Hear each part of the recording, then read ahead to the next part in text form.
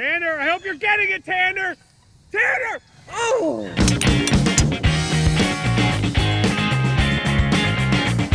Went for a ride there, Tanner. That's how it's done. Nice putt, man.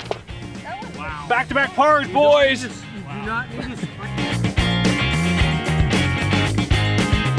How's the New York market doing? I think we're,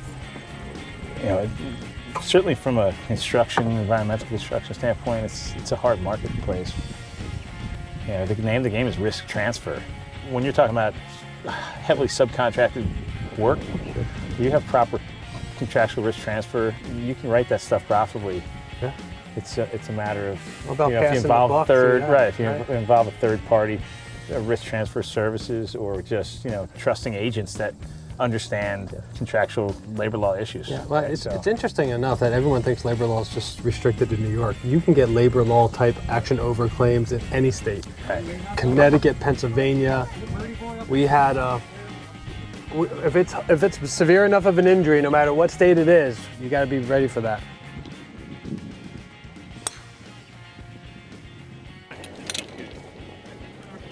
So John, I just did a road tour. I told David Van Sice we were up in Rochester.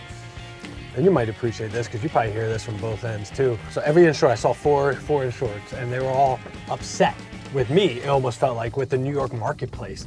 And I kept telling them, like, I didn't make the sandbox, I'm just playing in it. So these are the rates because of this X, Y, Z, and they're just, I think they get it, but there's definitely some frustration with that labor law exposure. And quite frankly, is there anything they can do about it? Labor law is here to stay, in my opinion. It's not going anywhere.